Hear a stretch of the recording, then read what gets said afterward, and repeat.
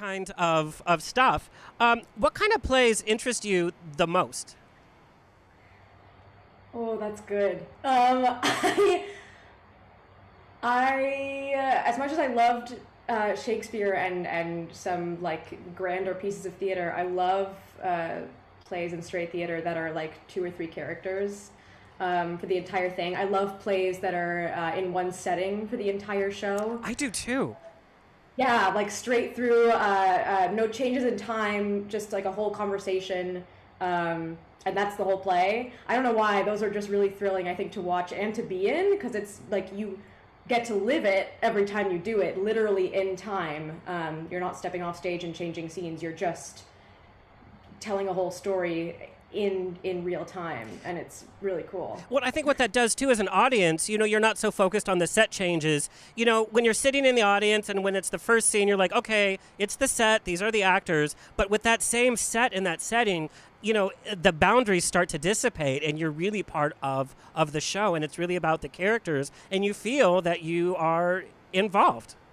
Yeah, 100%. It's great. It's when you don't know what's happening too, and you start watching a show like that, and you're like, okay, waiting for the next scene change, and then they stay. Yeah, that's also thrilling. It's like, oh no. Okay, what was it like growing up in an Argentinian household, and what do you love about your heritage the most? It was really great. I'm a second generation. My mom was born in Rhode Island, but then went back to Argentina when she was 3. Both my parents are from Argentina. They met in the U.S., funnily enough, but we would go back to Argentina every summer, and I would stay there for a month. That's how I learned Spanish, by just being with my family. And that for me is the best part about it, is the way that family is treated in Argentina. Everyone, it's common for everyone to live in the same house for, even after high school.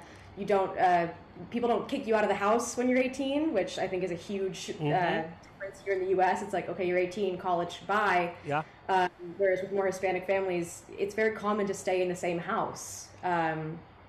And that's one of the reasons I love it.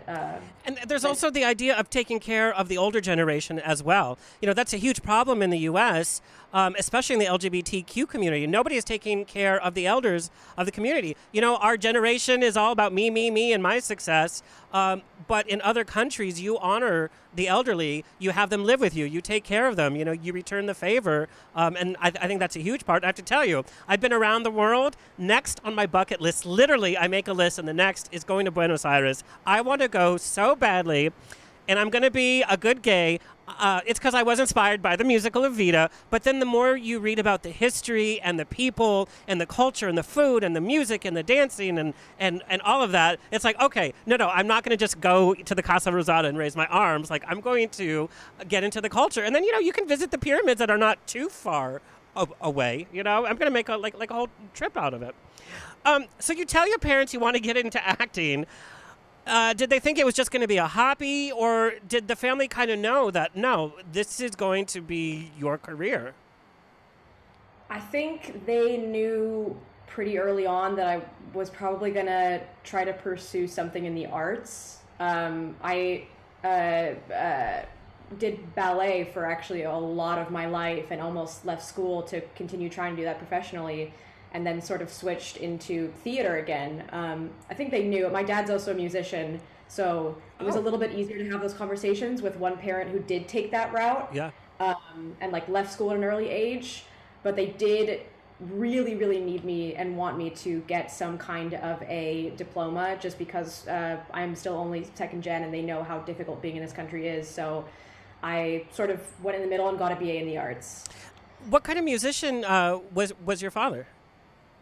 He is he's a composer, and he also plays piano, writes classical and jazz, was in the band Caldera. He's been doing it his whole life. So how exciting must it have been for him to see you play the cello and bringing that music into the future, so to speak? Yeah, he definitely saw that, and I think the first questions he had were about the cello and did you learn? And I had to be like, no, not really. Sorry. Could have fooled me. It was such a beautiful, beautiful scene. And ballet, I want to talk about ballet. Acting instructors often tell their students, go take a dance class. whether you want to be a dancer or not. What did you learn from ballet that helps you with your acting to this very day?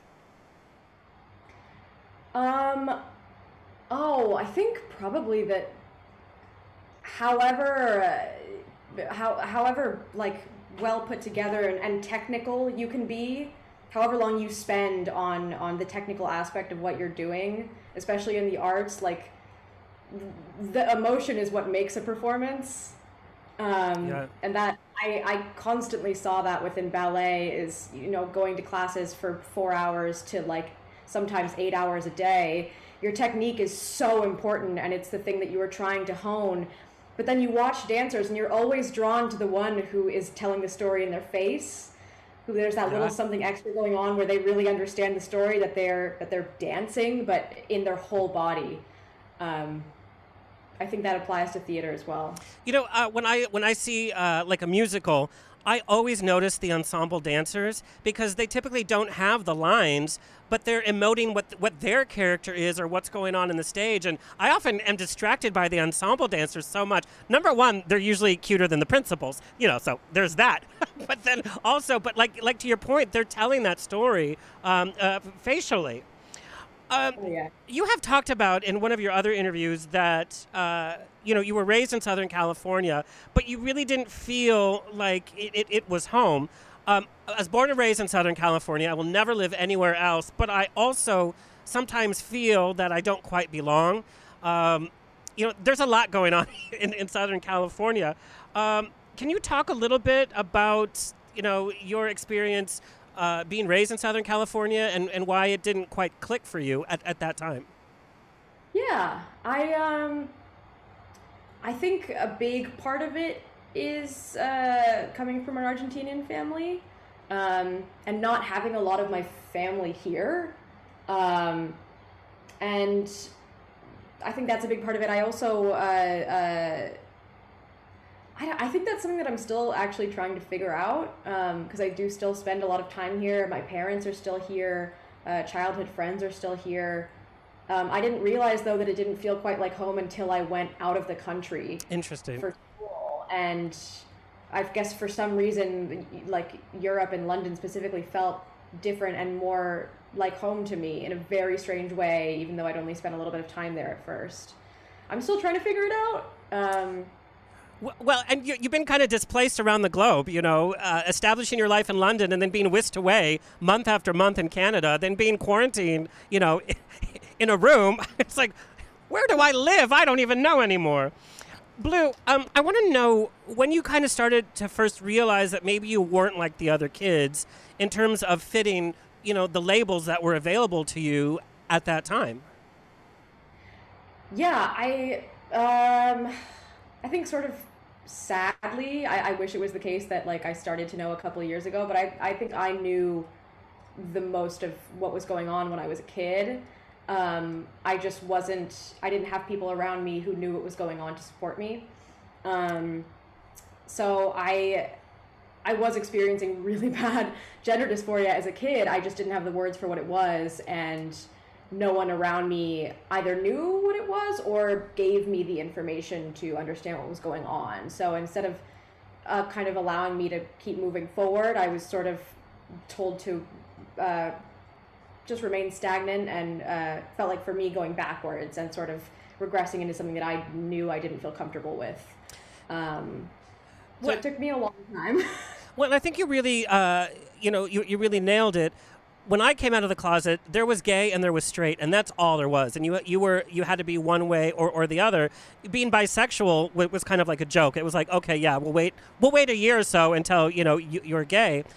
I mean, so I grew up in this generation that didn't have the different identities and the different options that are now. So the history that you've made, not just for Star Trek, but in just being out there, gives another option, gives another community for somebody out there that doesn't have the right words. And the way you said it was just so perfectly. And who's to know what's in the future, to know what other communities are out there that have yet to come forward. But you're giving voice to the voiceless, the labelless, and it's kind of heavy when you think about it, but it's so important, and it is so true. us all being sequestered during COVID, there was a lot of pride events and a lot of interviews being done digitally.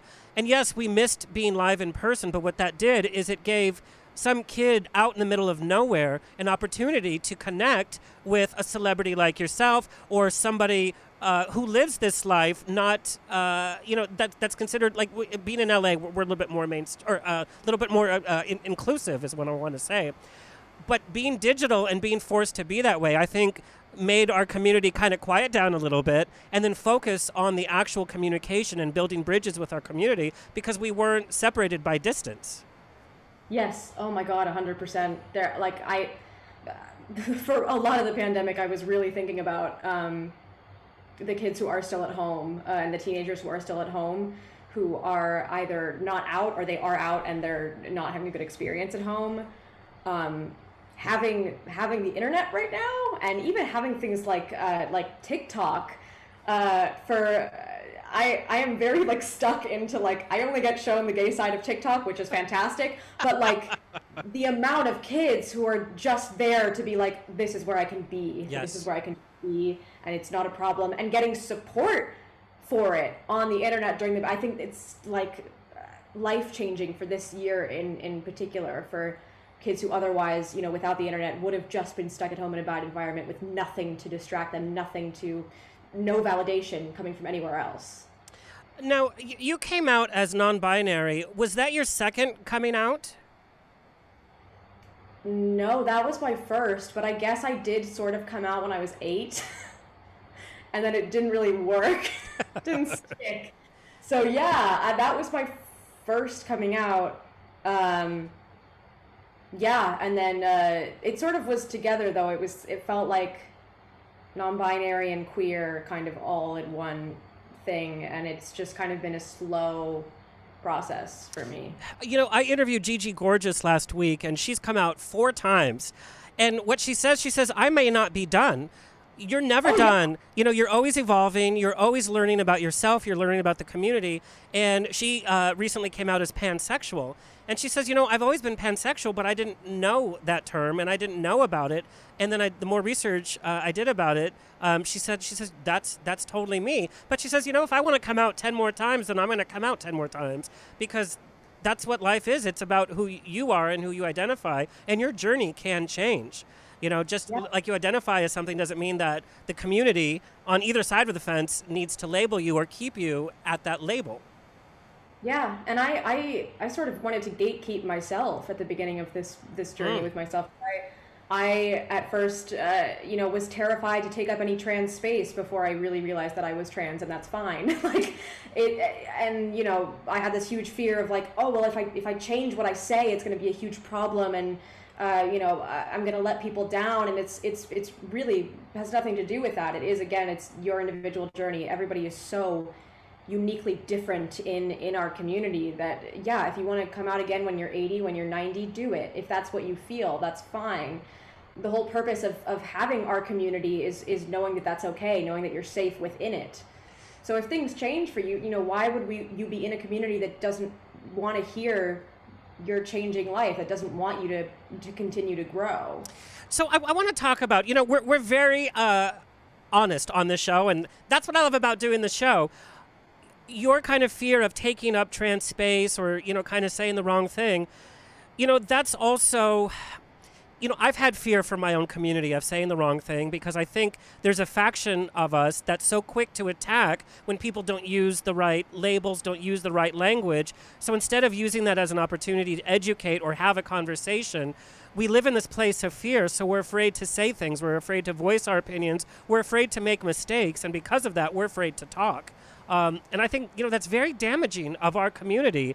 Like I said, when I came out, there was gay and straight, so I'm learning. I'm learning about pronouns. I'm learning about what non-binary means, what pansexual means, and that some things have to do with sex, some things have nothing to do with sex.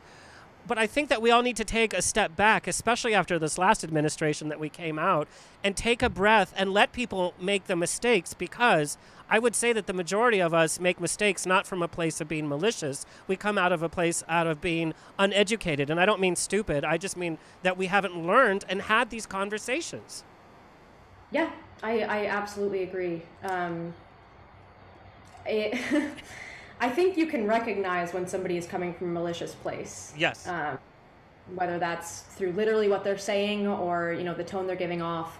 I think that's very clear. And I think especially it's scary to talk about this stuff in terms of, you know, being any kind of face in the media. It's terrifying for that reason. I think for the most part, because we don't want to hurt anyone, we don't want to say the wrong thing that's going to hurt anyone within our community. But things are constantly changing. I was still learning about pronouns even when I knew that I was non-binary, because the second it was introduced to me, I sort of knew that's what I was. Yeah. So things are constantly going to be changing over time, and we constantly have to be open to learning and not shutting out, I think, the older generations of LGBTQ plus people. I think it's a defense mechanism in a lot of ways. Yes. That, you know, you find your voice, you find who you are, and it's like, okay, walls up, I'm done. I'm safe, I'm here, I don't want to talk about it anymore.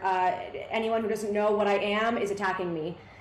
It's like we need to keep some sort of lines of communication open, some sort of vulnerability open, even though that's really scary at times, especially if you've been pushed down for a lot of your life. We need to have moments of vulnerability with each other just to understand each other and to support each other, because I think that most of us do want to support everyone else.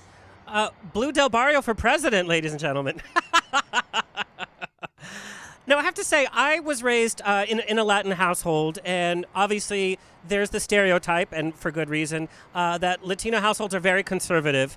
Many of Latino households are mired in religion, and so my coming out alienated my mom and my grandma and I from a huge part of our family because it was an embarrassment. It just wasn't accepted.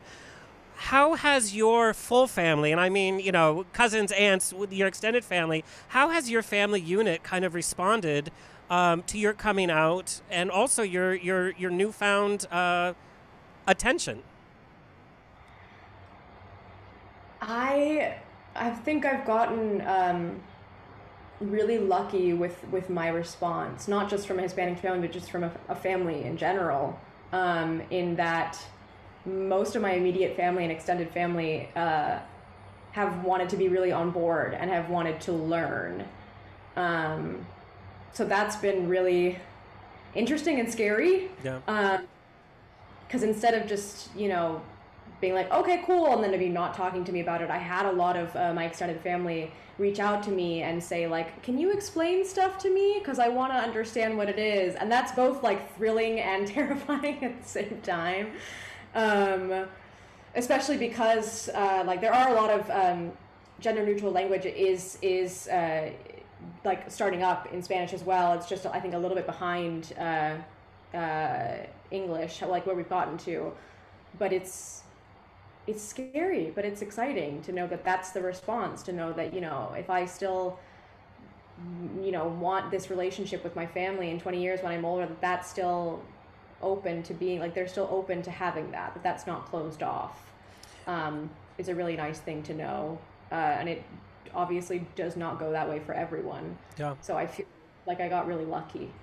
I know that you kind of identify as an introvert, but I have to tell you, your courage in the interviews that you've done and even in your role on Star Trek, you come from such a place of strength and courage. And I just have to say, part of that courage, even way before Star Trek, deciding to leave the nation that you were raised in and go to London, and not just to go explore, but to go study at Lambda, that took some guts, and I applaud you. I think a lot of artists are so afraid to go outside of their bubble and challenge themselves like that.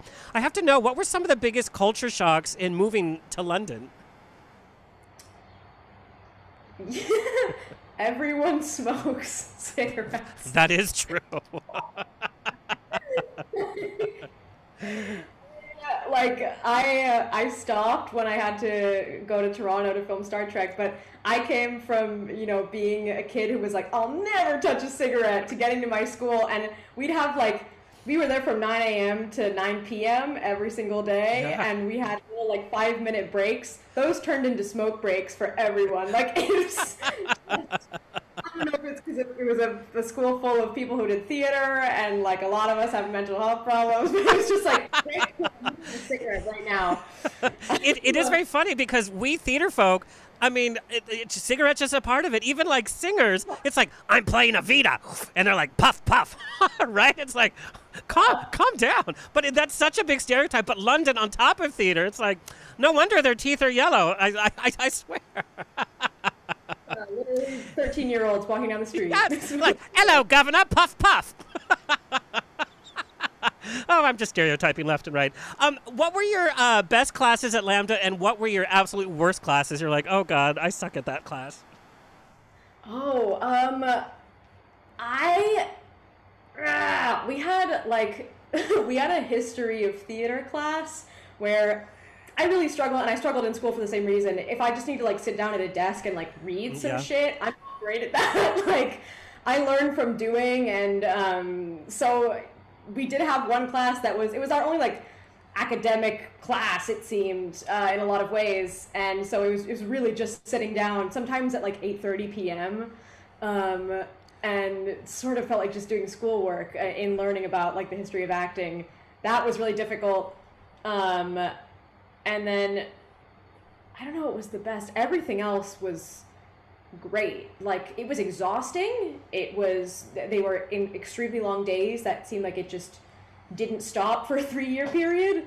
But it was incredible. Like it was, you're going to school for acting, for theater, for like doing silly things. Are you kidding? Like it's crazy. It's exhausting and wonderful and crazy. And talk about a life journey. You're beginning plays, with Shakespeare, and there you are in the middle of it all. It's kind of like, okay, this is your theater circle of life, so you can go on to your next circle of life. So I have to know, you're in your final year at Lambda, and you get this call to audition for a show called Star Trek. You didn't really have any relationship to Star Trek before. What went through your mind when you heard about the casting call? Were you like, oh yeah, the show for nerds? What was the first thing that went through your head? I knew of the show, but I wasn't a Trekkie growing up, so I hadn't seen a lot of the previous branches of Star Trek. What mostly drew me to the audition, honestly, is that Adira was non-binary, because at that time, the way that I was exploring my gender was for auditioning for non-binary roles. Like, without talking to anyone. That's how I sort of started to explore for myself how that felt. Because theater and acting for me was a huge part of how I came to understand how I feel about my gender, even as a kid. I was always more comfortable playing more masked roles, or just boy roles as a kid, and as I got older, more masked roles, or making female roles more masculine in some way, or more androgynous. So my exploration, didn't start specifically with, talking to someone alone in a room, but in a way of like auditioning for non-binary roles and seeing how that made me feel. And a lot of the time it just made me feel a little bit like at home and comfortable, and like, I can take a breath now. I got this one. It's fine. Blu, some of the questions we got for your appearance were for some other actors who are non-binary. Not necessarily that's what they're auditioning for. And so the question that I have for you on behalf of them is it a conversation you have with your agent or your manager saying, this is kind of the roles I want to go for? Is it them kind of assuming what you would fit in for? Should you have that conversation right off the bat? What's your take on that, or what kind of conversations were you having with your creative team? Yeah, I at that time I was just with my agent, who's also in London, and that was a conversation that I had with her, specifically about non-binary roles and wanting to audition for them. That was a conversation that I had. I do think that it is incredibly important that these conversations be had from client to their representation, because it is a personal thing, so it might be difficult, if representation asks their client, how do you identify? It's better for it to come from the client, because, you get sent a lot of stuff to audition for, and it is very difficult to be trans in this industry. So, you know, if I am auditioning for a non-binary role, I probably know in the back of my head that there are other people who are going to audition that are cis, maybe because their representation didn't know what that means, or they didn't know what that means, or just they don't care. I do think it's a very important thing that, you know, to get those castings, you want to have that conversation with your representation. It's a hard thing to be open about, but if that's the direction you want to go in, I think that's what needs to be talked about. Well, thank you for that advice. I think that is extremely helpful. I think there should be more talk about preparing actors that are new to their identity, or, you know, young actors that are new to the scene. I think, you know, we're having so much representation. Look at the Emmy Awards today. You know, how many awards Pose got? MJ Rodriguez making history.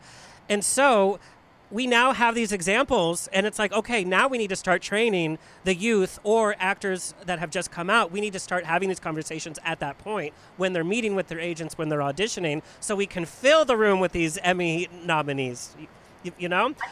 I think at this point, like, I think the youth are doing their thing. Mm-hmm. I think they know what's going on. I think it's mainly managers and agents that need to be briefed about all of this. And, like, these things need to be mandatory. They need to know what's going on, because, you know, before there were 2 trans characters in the media. Yep. Now you got a bunch. Right. Now you got a show adding a trans character of some kind. So people need to know what's going on. It can't just be that you're putting whatever client you want up for those roles. And I have to tell you, I'm a diehard original cast Trekkie. I was raised on the movies. My mom was raised on the TV show, and mostly because of her father's relationship with NASA. And so, you know, there's still the old schoolers that are like, oh, God, this new Trek, I don't understand it. It doesn't look like my Trek. Number one, what is my Trek? Trek has been so many things for 55 years. Nothing has stayed the same. And I do love what you said about the younger generation is becoming, not to overuse the term, but they're becoming woke, you know? And I think that that's what's happening with the Star Trek universe is we have this new generation that's challenging what we've always adhered to, that, no, this is Trek. This is not going to change. We see Trek is an ever-evolving art piece. It's an ever-evolving universe like we are as humans. And so I do love the younger generation of Trekkies because they're very vocal and they're challenging some of us older Trekkies to kind of change. It's like, you love Star Trek? Why? And then we say, well, because of this and this and that. And then they challenge us. Well, that's exactly what these new shows are doing. That's what these new characters are doing. And it's like, oh, yeah, I guess you're right. Again, that thing of like a defense thing. You know, you identify with something so strongly as a kid and you want to defend it. So everything else is like attacking it. Whereas, you know, we all want the same thing. We just need to be open about it. Right. Okay, so you get cast in Star Trek. And you have 55 years to catch up on in so many different franchises, from the comic books to the novels to all of the spin-offs. I know that you studied Deep Space Nine because of the Trill storyline. I have to tell you, DS9 to me is so boring. I couldn't finish. I know I'm going to get so much hate, but hey, we're honest, and I'm a Trekkie. I'm going to get so much hate. DS9, I couldn't even finish because I was like... But that's kind of where you started your research. I want to know what affected you most when you first pressed play on those first few episodes of Star Trek, knowing that you were going to be in this universe. What was it that jumped out at you the most?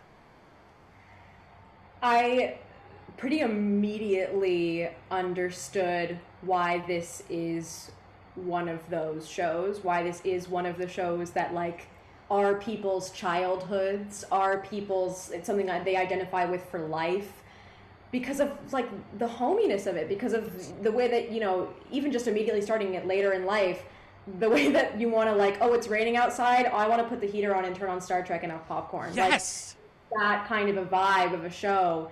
And the way that it used to be that Discovery isn't, but every episode was its own story in a way that you could just turn on the TV and start from whatever came on is fine. It just is one of those shows. It made sense immediately why it's been around forever. I have to tell you, you described it perfectly. So growing up, my mom would take me out of school when there was a new Trek film premiering, so I knew when the nurse would come in at 10:30, I knew what was happening. Well, we had planned it, but that was just tradition. So there was so many of, I won't age myself, but I think I just did, and that was the excitement. But to your point, growing up as one of the only Latino kids in school, chubby, effeminate, I just never felt connected or part of anything. I always felt isolated, and kids used to make fun of me. But it was going home and watching one of those films, like to your point, where it was just comfort. I felt that Star Trek family was my family, and it showed you that, just because they weren't born blood family doesn't mean that they aren't your family, and that everybody was kind of accepted, and you could be a hero no matter who you were. And so, to your point, that was my comfort. That was my warm blanket. That was my fireplace. That's where I could breathe and live these adventures. And look what it's prepared all Trekkies around the world for. I think it helped us get through the last administration, kind of having this confidence behind us and having our phasers, so to speak, in terms of ideology and a look to the future. Okay, so you get cast. You're whisked away from your home in London where you've settled okay, this is where I'm going to, smoke my packs of cigarettes and do theater. Not only are you filming in a foreign land, Canada, you're thrown into this heavy show that's already started its third season with a cast that already knows each other. Then you get this script full of technical Star Trek babble. Then you get this complex role with a complex storyline. Then you're told, hey, we're going to make Star Trek history, and so you're going to need to be in the center of the media. What was that first week of filming like? And, I'm not saying anything bad here, but you were kind of green going into this huge show, even in terms of learning camera angles and this huge set. Tell me about that first week. The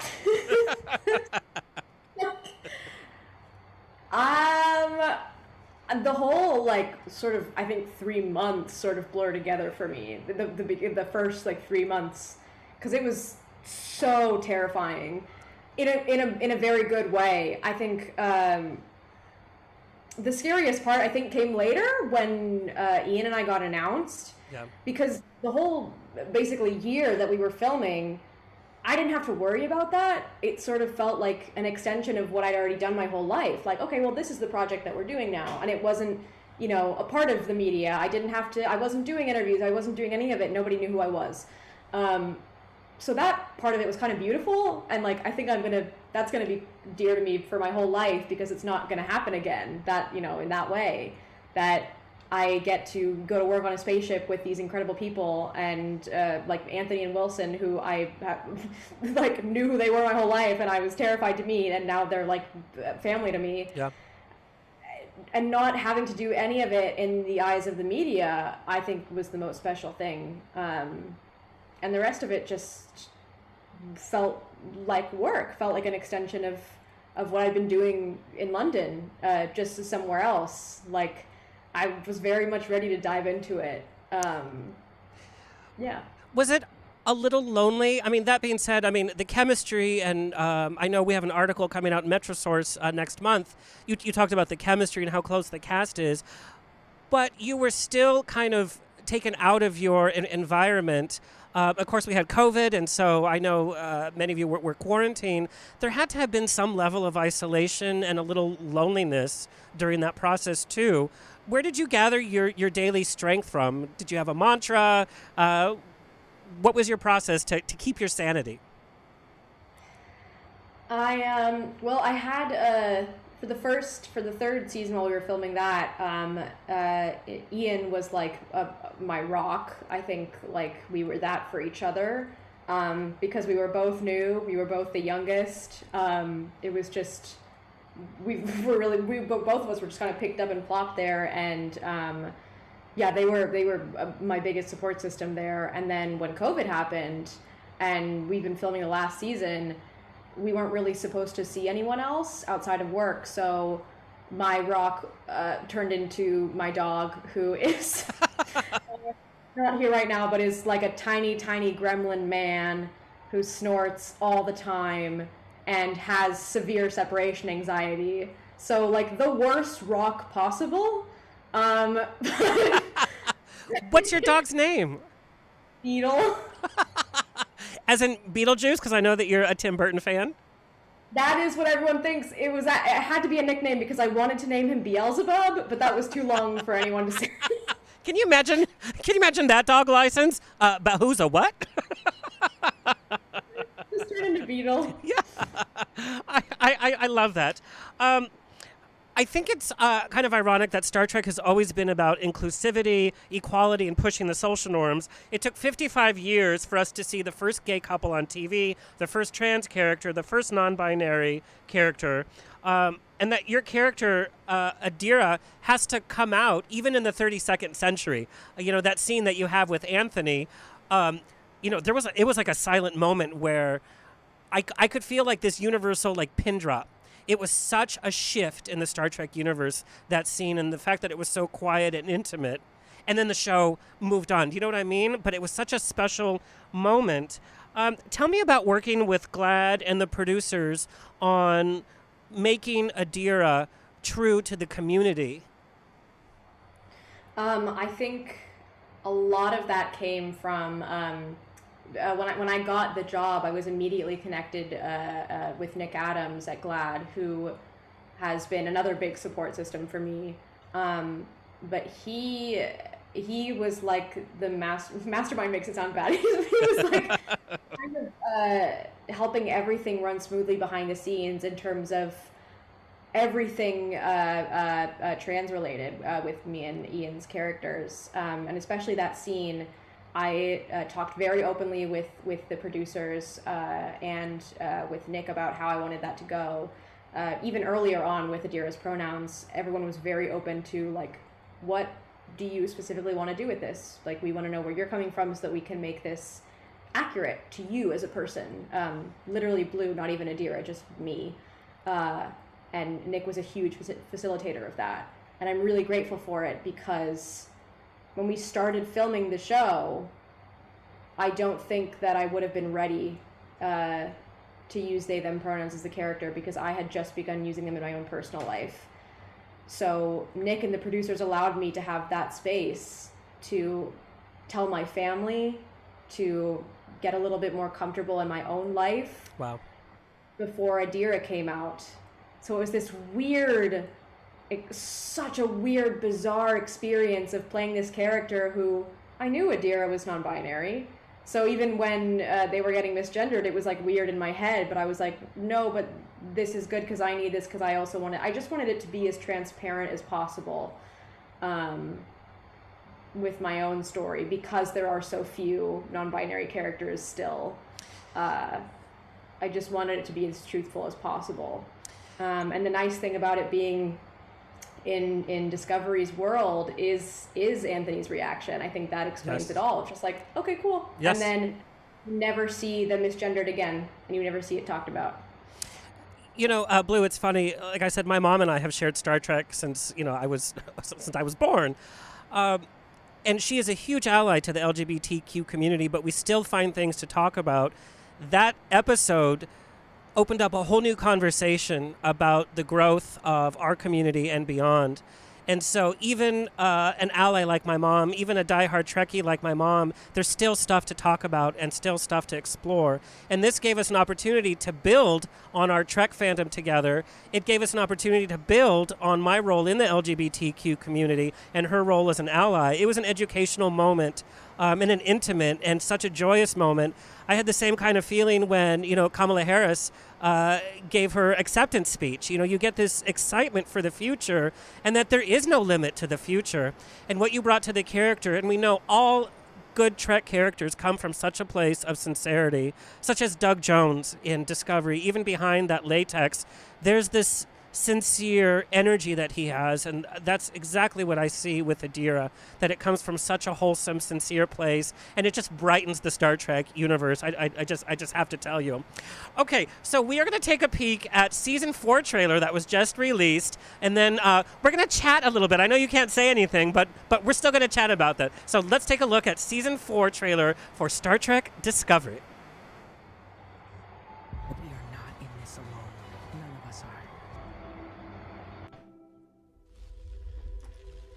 We're all living in uncertainty.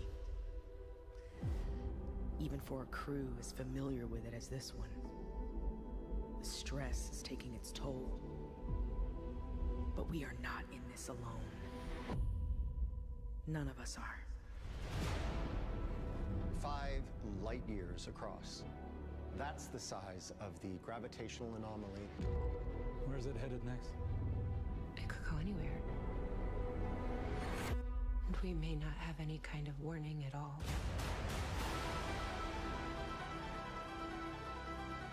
Federation, non-federation. This anomaly threatens us equally. Whatever it is, we'll figure it out together. Indeed, we are more than allies. Captain Burnham, make no mistake. You are in charge. She has faith in me. We are facing something we don't understand. Something that could tear us all apart. But there's only one way to confront the unknown.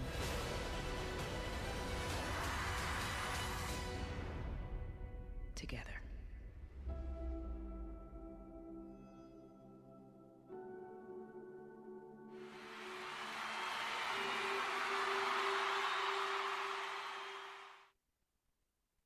I just wet my uniform pants. So I have to tell you, your line that says, she believes in you, Blue, I believe in you too. I do believe. We have to talk about these uniforms. Do they not serve food and craft services? Like, everybody's having to fit in these skin-type uniforms. How do you all keep so fit? I just don't understand. I will say, Gersha does a great job of that. We have fittings for stuff like all throughout season, and we also have multiple different sets of uniforms because sometimes you have those bloated days. Yeah, and sometimes we spill things on our uniforms even though we're not supposed to, and then we need to not use that one and use a new one. Stuff happens all the time. Well, it's funny because I've had this conversation with Wilson, and he said, his uniform just kept getting tighter and tighter, and so he would reach over with the hypo spray and be like, "Oh, I can't do that." And I was like, "Wilson, we all know that you're not Jewish at this point. There's no more mystery there, no more Discovery there." What I love about Discovery is that it's such a mix of veterans from the acting world. We know from, like I said, Doug Jones and Wilson Cruz, to also newbies like yourself. What have you learned acting-wise from the more, shall we say, seasoned cast? Oh, that's such a good question. I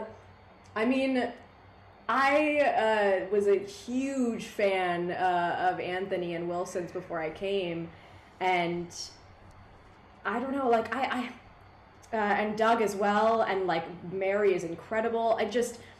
Something that I guess maybe got a little bit pulled out of me in drama school was somehow my sense of play in terms of a really adult setting, like a professional setting, Yes. when you're older. I think in my brain, for some reason, I was like, oh, you can't be as playful, it's going to be a lot more strict, and everyone's going to have their regimen and, the way that they go about things, and just keep to yourself, and that'll be the way you do it. And then I got to set, and it was like, nope, everyone's a child, and it plays all the time. And, that, for me, was just the best thing to learn just by doing, because I got there, and I was like, oh my God, it's Broadway's Anthony Rapp, which I now call him to annoy him. I love that. I love that you do that.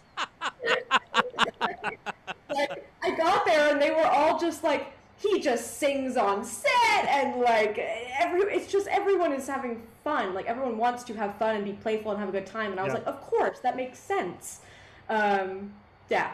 And it really comes through those comedic moments, which we need. We need those moments in Discovery to just take a breath, especially because it's getting a little dramatic. I'm like, I don't know if I can take this anymore. I love that. So we are going to see you in Vegas for the mega Star Trek convention. Gaaays in Space is going to be there. We're going to have print issues of your print copies of your issue of Metrosource, by the way. Now, is this your first big Trekkie kind of meeting? We can get a little crazy.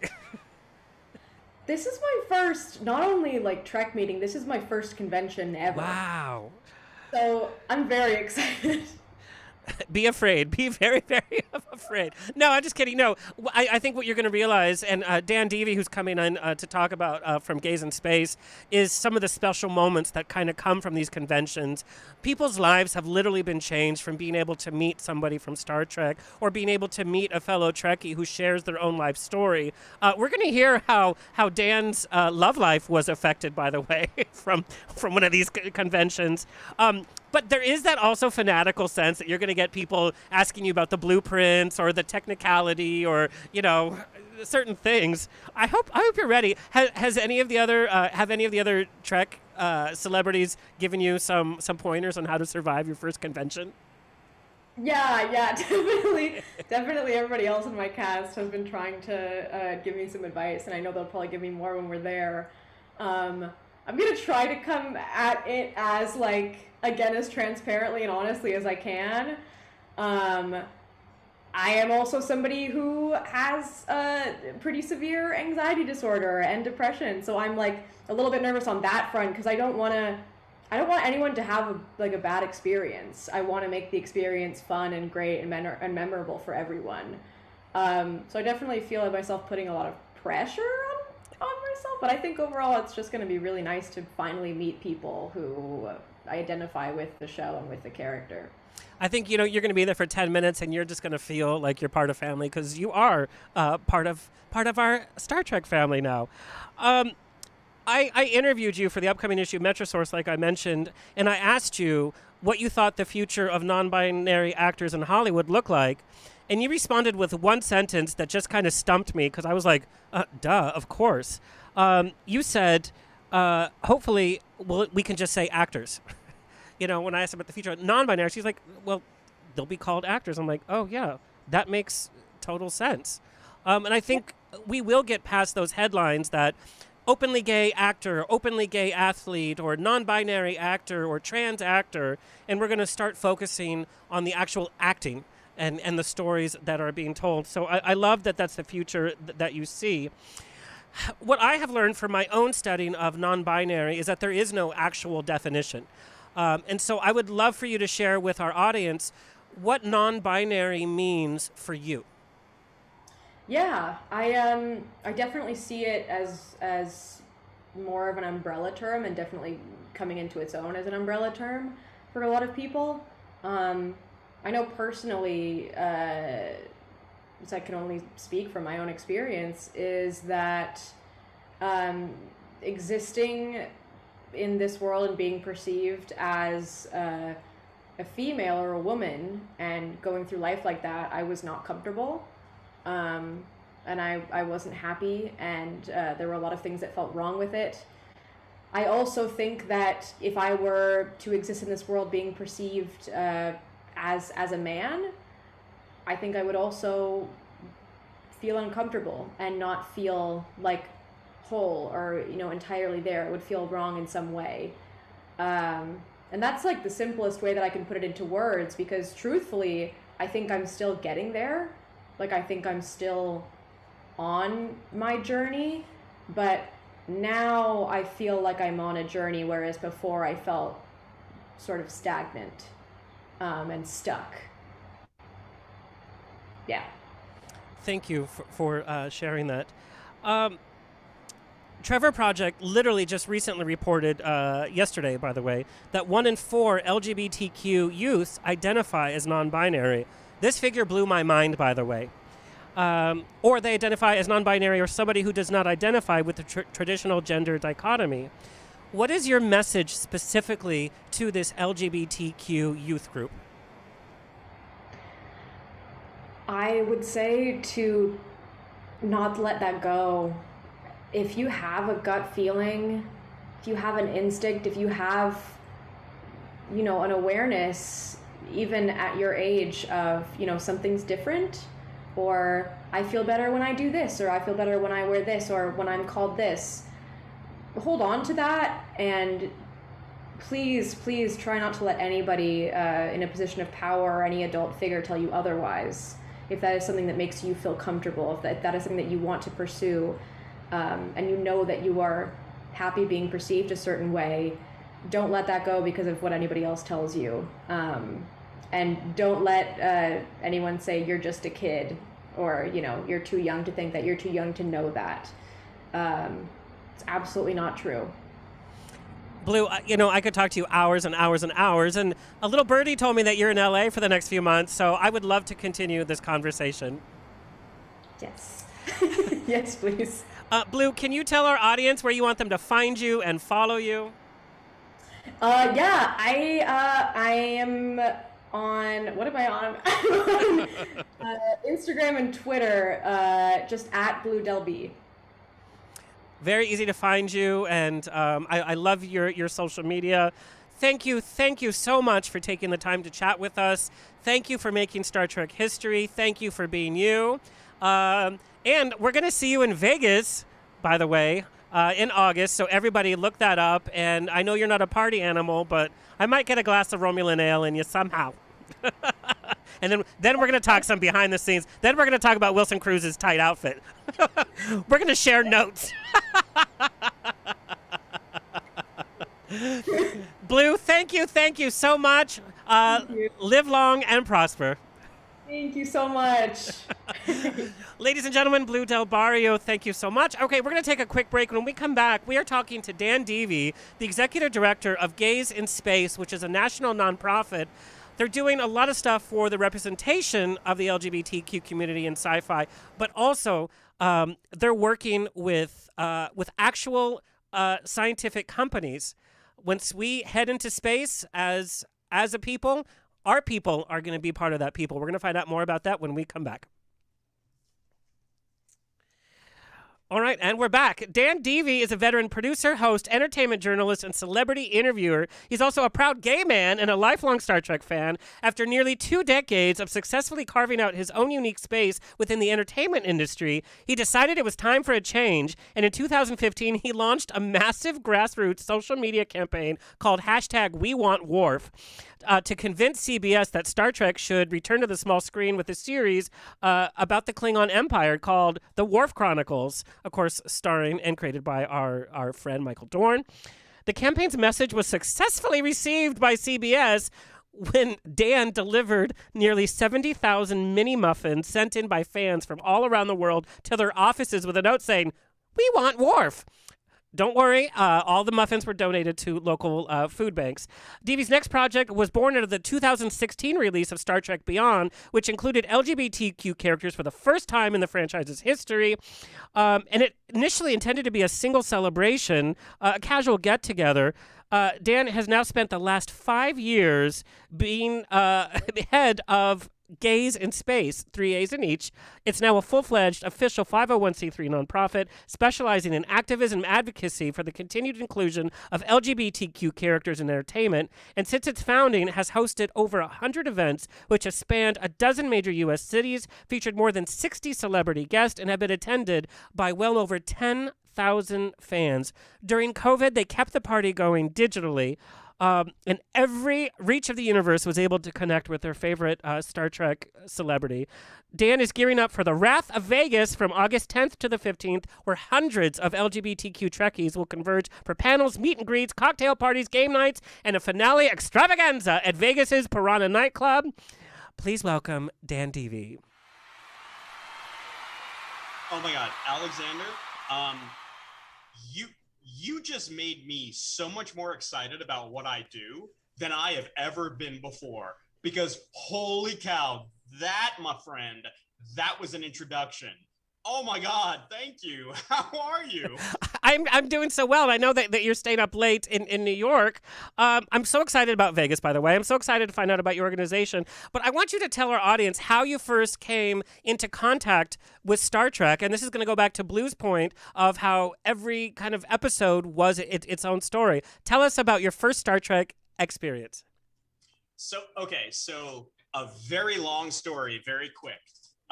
When I was a kid, growing up, the best nights for me were the nights that I got to spend with my grandmother. My grandmother really raised me. She was the one in the family that got me and I got her.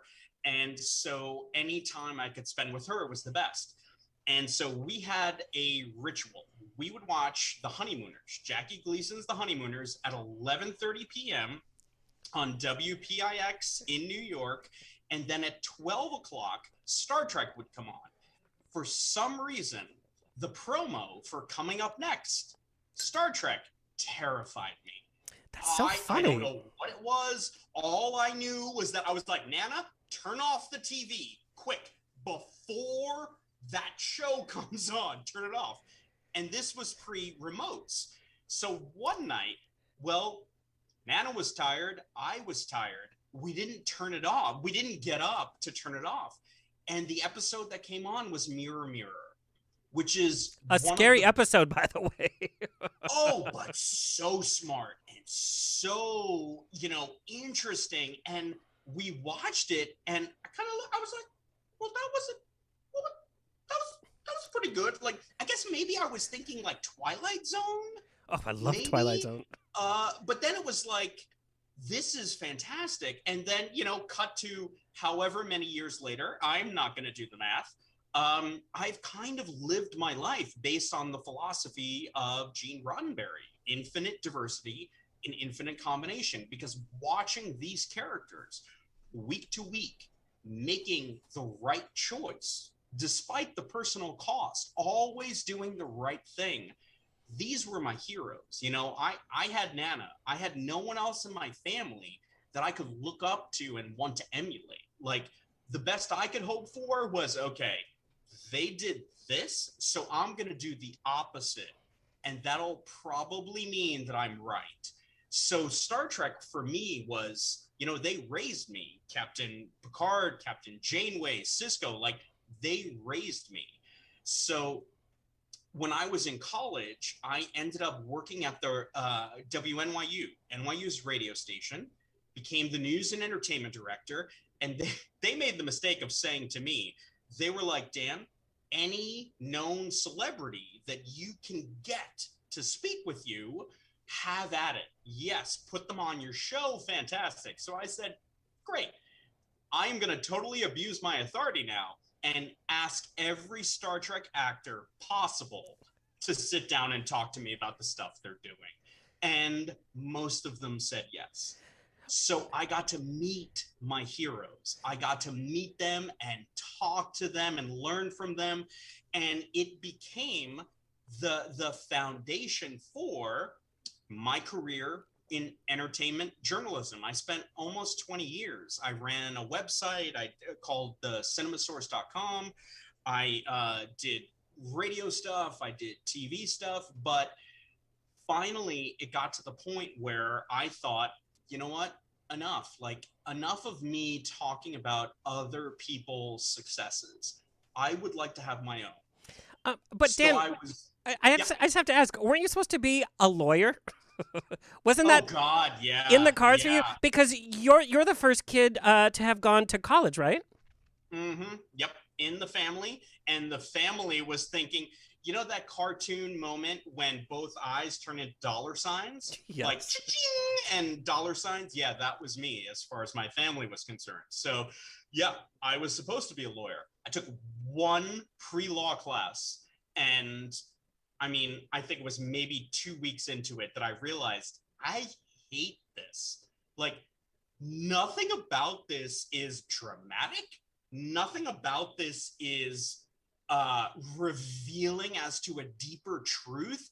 Everything was about proving details, normally like ridiculously unimportant details that would then decide the truth, which to me was like, that's not the truth. So I realized, you know what I love about law? I love LA law.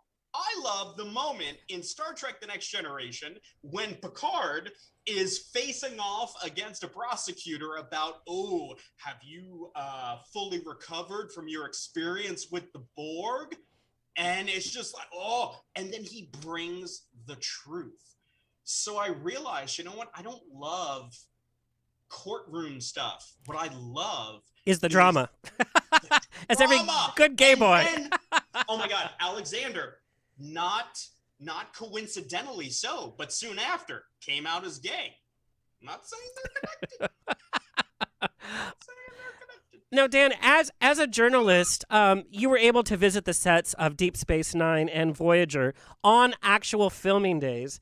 I just have to ask, what was it like stepping onto the soundstage for the first time and seeing the sets that you've seen in your mind over and over in actual person? Tell me about that moment. I felt like someone had made a really big mistake. Like, they let me on there. The first day was on Deep Space Nine set. And at that time, I was 20 years old, 21. Wow. 19, 20, because I was still at WNYU. Yeah. So I was a kid. And I tried very, very hard to present as an adult, as a professional, because I would spend my days sitting next to CBS News, NBC News, ABC Radio, like all of those guys, and I would hold my own. So when I showed up to the set, the first year that I did it, I was determined to not let them know that I was a super fan. So I was holding in all of my oh my God, I'm on the promenade. Yes. The second year that I did it, though, the publicist, who was the same from the first year, Dan, you're so good at this, but you like the show, right? I was like, of course I do. Oh my God. Oh God, did I do? She was like, no, but you haven't asked for a photo. You haven't asked for any of the things. Like, I was like, well, I didn't want you to think. And she said to me, she was like, Dan, when you're happy to be here, we're happy to have you here. So that year, I guarantee you, I got photos on the promenade, in the Voyager astrometrics lab, like all over the place. So I learned at that point that I could be a professional and also a fan. And that was a total watershed moment for me, because from that point on, every time I was on set, it was like, oh my God, okay, I'm going to need a photo there. I'm going to need this here. And yeah. I have to tell you, as a fellow Trekkie, and I think we're from the same kind of generation, there always was kind of a shame in being a Trekkie. I remember I would wear some of the Star Trek pins to school, and then the principal called me in saying it was not school uniform. And then my mom went in and said, no, it says that accessories are accepted. It was under the girls section, but accessories are accessories. So I was able to wear my Star Trek pin to school going forward, and they couldn't do anything about it. Shame. And I feel that over the last... Maybe because of the J.J. Abrams films that brought the films sleeker and a little bit more contemporary into a new generation, it's cool to be a sci-fi nerd. It's cool to be a Trekkie now. Why do you think that shift has kind of happened? Is it because there's sexier people in the uniforms now? What's happening? It's money. It's money. When you and I were kids and when you and I were going to school, computers were still very much like, they would take up a whole warehouse on an army base. Like, they weren't yet in everyone's home. And then once they were in everyone's home, they couldn't do nearly enough to make it a uniform thing. Like, I'm sure you, like I, enjoyed the AOL chat rooms on the dial-up modem. M for M. M for M. Yeah. Oh my God, exactly. Like that's how I met the first in real life gay people I've ever known, was AOL M for M chat rooms. So, but like at that time, chat rooms and the internet were for dorks. Then give it 5 years, 10 years, all of a sudden technology and the people who can manipulate technology are getting massive amounts of money. Well, when you have money, it's much easier to be seen as cool. Yeah. So that's you a really were good no point. longer the dork who wasn't getting laid. You became the smart guy who created the way for people who couldn't meet other people to have sex with, to meet them and then have the sex. I mean, what more reason do you need to really revere a group of people, then like, thanks to you, pal, I got laid. Thank you. That is a really, really good point. And like you talked about the technology, we use cell phones, Star Trek. We use iPads, Star Trek. We use Zoom, Star Trek. Everything has kind of come to fruition. It's really enjoyable to be able to go to Amazon and buy a Star Trek uniform or a Star Trek shirt, and it's just, this is just part of the culture. And I know that there's been like the Star Trek versus Star Wars, but also the reboots of Star Wars and the new films has really created this sense of popular nerdism, I guess. And I think it's a whole new movement. And we are having these conversations with people like, oh, well, I just started watching Star Trek Discovery, haven't watched anything else. But because they started watching the show, then they're going back to some of the other franchises. And that's exciting to me. And that's what's so exciting about Gays in Space. And I know I've taken part of some of your Zoom events. It's meeting people. I just assume all the Trekkies come from the Captain Kirk era because that was the start of it all. But somebody's first show was Deep Space Nine. Somebody's first show was Voyager. Somebody's first show was Next Generation. Somebody's first show was the J.J. Abrams films. And so you get these different views and opinions of Star Trek from all of these different angles. And it kind of is a breath of fresh air. Even though the original crew is always close to my heart, but it's exciting to be able to have these chats. And these chats are not just about Trekdom. It's about what's happening in the world. It's about equality. It's about the advances we're making in technology. I would really like for you to talk about some of the partnerships you've built with Gays in Space, with actual scientific companies or science companies. And in fact, a couple of them are going to be at Gays in Space in Vegas, August 10th through the 15th, gaysinspace.org. Can you talk about how you're working with these companies to represent us in the future, literally, in space, literally? Absolutely. And it's phase 2. Right now with Marvel, everyone's talking about, well, what will phase 4 and 5 and 6 be? Well, phase 2 of Gays in Space is what we always intended it to be. Phase 1 was entertainment, sci-fi, representation in media.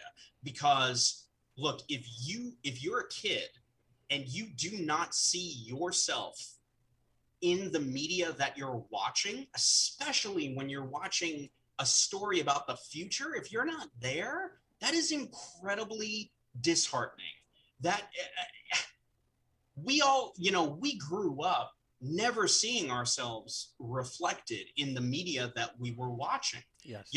Will and Grace came along and it was like, oh, wow, thank God for Will and Grace, because now at least people accept the fact that gay men exist in real life and that they run the gamut, from Will to Jack. And that was an amazing thing. But as we grow and as our society grows and learns more, our community is so incredibly diverse that all of us deserve to see ourselves reflected in the media that we're watching. And if you aren't, well, that's a problem, because it's, like I said, incredibly disheartening. So phase 1 of Gays in Space was to do our best to promote the continued inclusion of LGBTQ plus characters in science fiction, particularly Star Trek, and also the Orville, which is another amazing show. No. No? No. Oh, did I cross a... Oh, don't even tell me the Orville and you and DS9 are... Oh, girl. Don't make the only me take reason... out my fan. No. Oh, yes, you're Gays in Space fan, which I got mine, I did it by the backwards. way. Wait. It's so sexy. I have mine, and I can't wait to bring it to Vegas. My thing about the Orville, and we're going to have, because you're coming back on the show many times before our Vegas appearance, but the Orville, we know that Seth MacFarlane is an amazing artist, amazing creator, such an imaginative mind, but he's a huge fan of Star Trek. This is literally Galaxy Quest meets Star Trek. And so to me, it's just been a big copy and a big parody. And so it makes me not enjoy it because I'm very protective over my Star Trek. You know that. We'll talk more about that. Oh, yes, we will. will. If I see an I Orville will. uniform at Vegas, I'm going to cut a bitch. Yeah. But, that notwithstanding, phase one of Gays in Space was to make sure that everyone had role models to look up to on screen that reminded them of themselves. Yes. Phase two is to make it real today. And we have been able now to connect with organizations, space agencies that do things like build rockets, that build space stations, that are shaping the future economy of space. It's like, imagine if we were present when Wall Street was originally created and determined to be, this is how wealth and material possessions and ownership will be regulated. Well, that is now being created for space. And unlike when Wall Street was created, the people creating the economy for space want everyone to have a voice, particularly those of us who have never had one.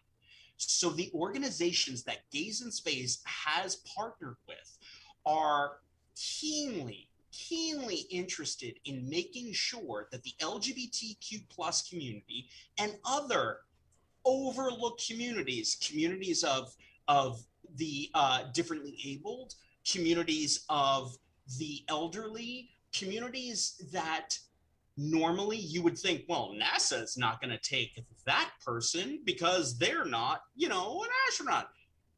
These groups want all of us to know that in the future, we are all equal.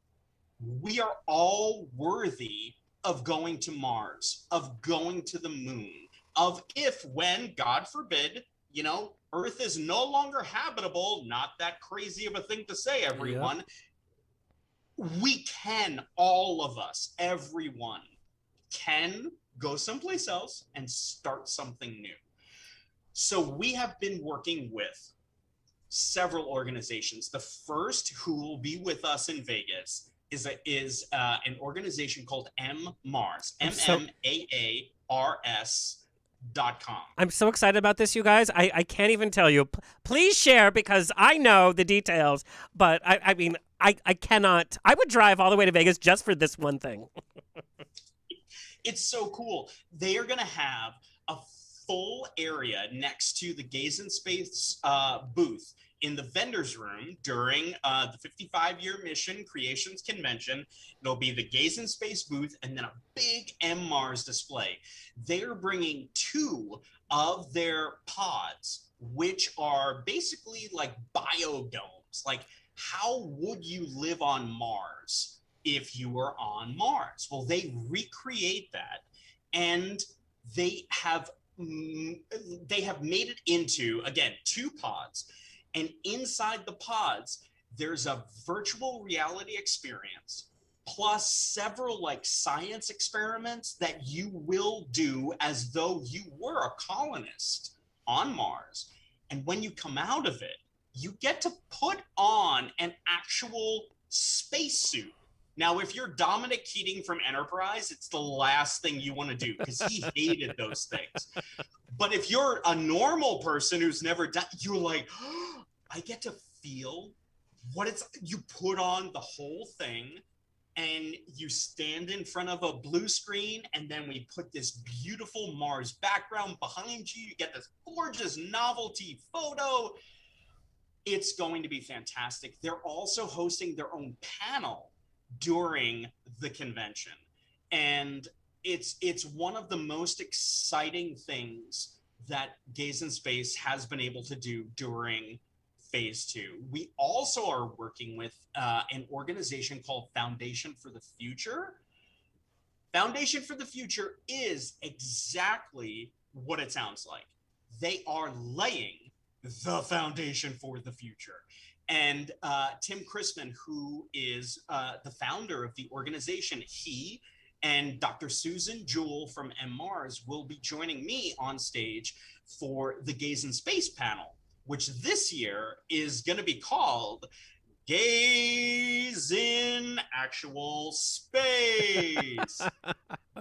And it's going to be a blast. It is really going to be a blast. I'm so excited. Now, on a lighter note, let's talk about how Gays in Space has affected your love life permanently. Yes. So here's an interesting story. So I started Gays in Space and thought it was just going to be a one-time thing. One and done, Vegas party. So many people loved it. So many people asked, when's the next one? And I thought, well, I'm sure someone else will do something. And then the non-visitor, who was our first celebrity guest at the first party, said to me, Dan, whenever you plan another, I'm there. Well, at that point, I said, well, this is now what I do for a living. Like, this is not for a living because I don't make any money, but I was like, this is what I do from now on. So started planning more. By the third event, I planned, it was the third Gays in Space event in New York City. And someone came to it who had an amazing time, who told a friend of theirs who was living in San Francisco how amazing it was. He said, oh my God, you got to check these guys out. Gays in Space, it's incredible. And it just so happened that the following month, we were going to be in Los Angeles. Well, this person living in San Francisco was down to literally his last $24 in his bank account. He spent that $24 on a bus ticket from San Francisco to LA to be there for the Gays in Space party because he said, I cannot miss this. Came to the party, at the end of the party, got back on the bus, back to San Francisco. Turns out that guy is now the man that has been my partner for many, many years. And I later found out, he said, Dan, my friend told me about this. I looked it up. I watched a video of you talking about why you love Trek. And I said to myself, oh, if only I could meet someone like that guy. So I have to go to Gays in Space in LA to meet someone like that, not me, like that guy. And then he got stuck with me instead of someone like me. But you know what? We've been together for so many years now. I think he's okay with the fact that he was stuck with me. I love the story on so many levels. And I'm going to sue Gays in Space if I go to Vegas and don't walk away with a significant other. And I'm very excited because you're going to be back when we talk with John Delancey, who plays Q, by the way. And a little interesting fact, you know, we think of Q as this huge part of Trek history. In Next Generation, he was on so few times. He was like, okay, I did this stint, but it wasn't really paying his bills for that. But he created this huge presence, and he looks damn good in the trailer for Picard. And, you know, he's overcome a lot from being dyslexic to so many different things. And so I can't wait for you to come back and chat with him. Well, I also have a little surprise for you, Alexander. I am going to be sending you, before that interview, some very interesting photos and information about Mr. Delancey as an alien rainbow unicorn. Oh. Just saying. Okay. It sounds bizarre. Trust me, the truth is more bizarre. But you're going to love it. I cannot wait for that. And, you know, at one of the conventions, he had a cold, and he drank from a water glass, and he left it there. They actually auctioned off that water glass, and I think some love-obsessed woman bought it for I don't know how much money. I knew John Delancey from my mom watching the soap operas because he was a soap star before he was on Star Trek. And he's written books, and oh God, it's going to be so exciting. God, I have so many questions, but you're going to be back. What is it about Star Trek that continues to fuel your life on a day-to-day basis? We have to get there. We have to get there. every time I watch the news, every time. And believe me, after Biden was elected, I took a break. I took a break because it was killing me having to watch the news every single day, because it's like every 15 minutes there's going to be another potentially world-ending event. But when Biden came in, it was like, oh, thank God, please make politics boring. Make C-SPAN something that I never, ever have to watch. And just give me a break. But the reason that Star Trek continues to be so important to me is that if we don't achieve what Roddenberry envisioned for us, all I see are the Trump years ahead of us. And I never, ever want that to be anything more than a punchline. And it's still even too soon to tell those jokes. Give it 10 years, then it might be funny. But for now, we need to become what Roddenberry knew humanity could. And without Star Trek to remind us of our goals, without Star Trek to remind us of the benefits of getting there, we're not going to do it. We're going to get lazy. We're going to get complacent. We're going to fall back into the mindset that gave us 4 years of inconceivable nonsense. Talk about mirror, mirror universe being a scary thing. We just live through mirror, mirror. Exactly. Yeah. We are the alternate timeline that on Star Trek they would have left. As soon as Trump was elected, they would have been like, oh, Biff Tannen is now the president. We're out. Let's go back to the real freaking timeline. We are the alternate timeline. We have to fix that. We have to. I want to share a moment. So for our audience, you can read my interview with Dan in GED Magazine. Go to gedmag.com. Also, I have an extensive interview with Dan coming out in Metrosource that will be available on newsstands around the nation. We'll also be giving out issues in Vegas. But you shared a moment, so I'm going to give a little sneak preview to the article. Your conversation with Rod Roddenberry, who, of course, is the son of Gene Roddenberry, the creator of Star Trek. Rod Roddenberry has been on the show. We had such an amazing time. But he shared with you a quote that I'm going to share that kind of stopped my heart, not in a good way. He was talking about the lack of LGBTQ representation in Star Trek, and he said what he had heard from fans, not his words, of course, was that, well, they thought that they would have cured being gay by the 23rd century. That stopped my heart in so many ways. And I know it affected you. Can you share a little bit about that conversation with him and your reaction? Absolutely. So that was the second Gays in Space event that we did in New York. Rod was one of our guests, Sirach Lofton, an odd visitor. And at the end of the event, which was super fun and great, at the end of the event, Rod said to me, he was like, Dan, let me buy you a drink. And I thought, well, fantastic. Yes, I've been buying everybody else's drinks. I'd love a drink. So we sat and we talked about it. And he said to me, he was like, you know, Dan, like what you're doing here is something that I know that my dad would be really happy about and would be really proud of. And so, you know, thank you for doing it. I'm going to help you to keep these things going, which is when he became Gays in Space first official sponsor. And that was amazing. And the more we talked, he said to me, he said, you know, Dan, we had done, because he and I had done an interview a few months prior, and he said, you know, when you asked me about why there were no gay people in Star Trek, you know, I told you that my dad always wanted them. You know, he was like, I grew up with gay uncles. It was never a question. My dad was never a homophobe in any way, shape, or form. But, you know, the networks and the studios stopped him. He said, but over the years, since I've been going to conventions and talking to fans, he said, I have heard a theory as to why you've never seen a gay person in Star Trek. And I said, okay, well, what was it? He said, now look, this is not me saying it. I was like, Rod, I get it, man. You're cool.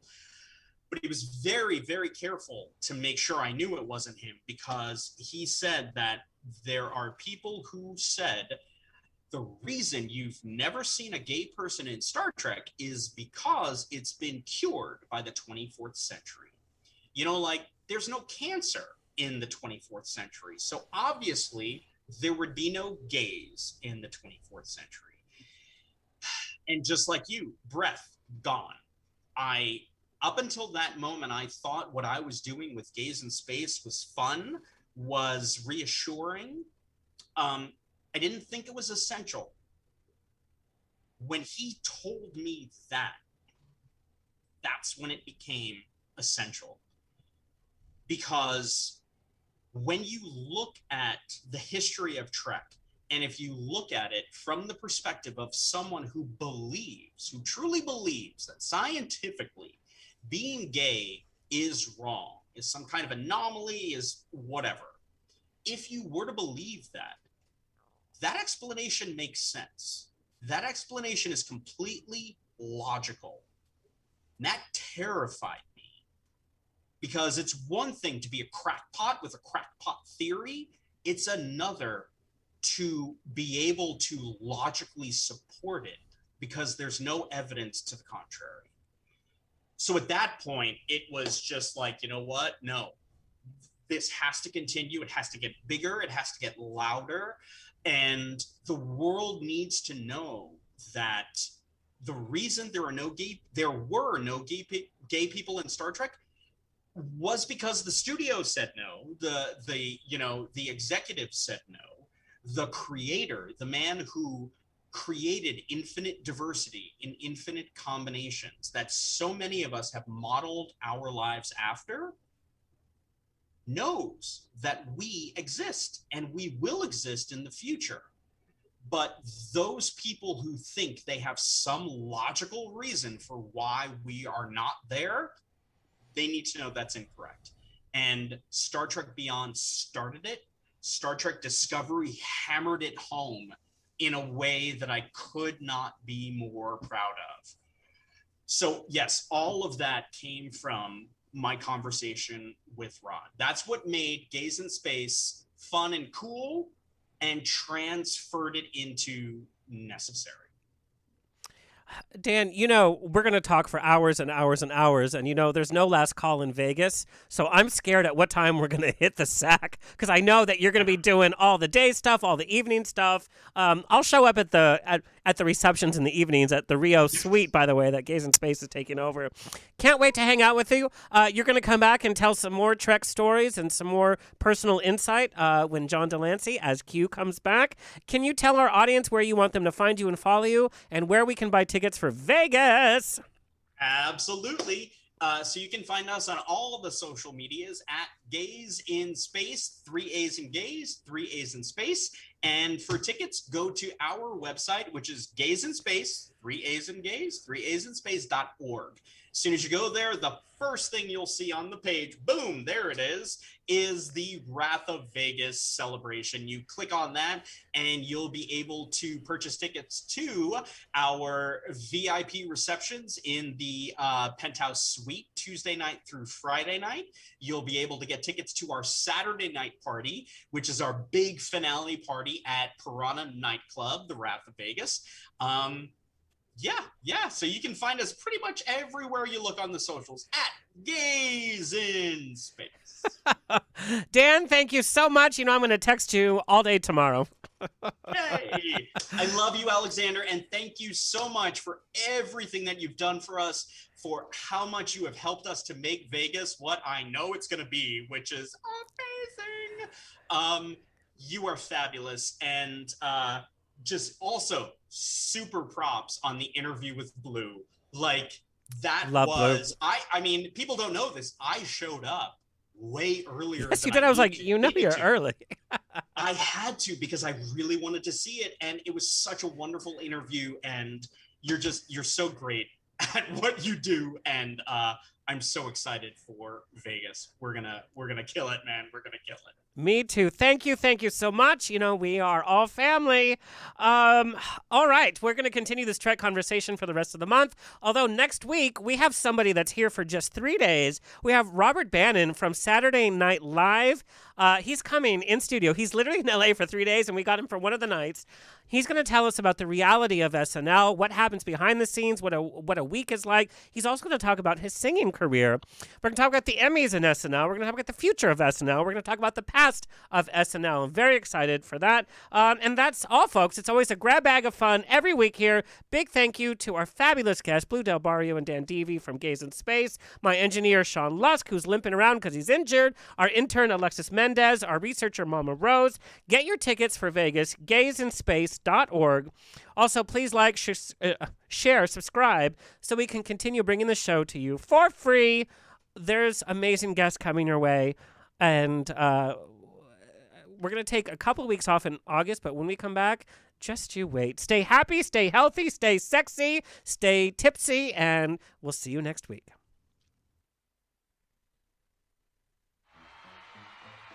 This has been another episode of On the Rocks. Tweet me and slide into my DMs on Twitter and Instagram at On the Rocks On Air. Find everything On the Rocks for free at OnTheRocksRadioshow.com. Subscribe, like, review, and share. Until next week, stay fabulous.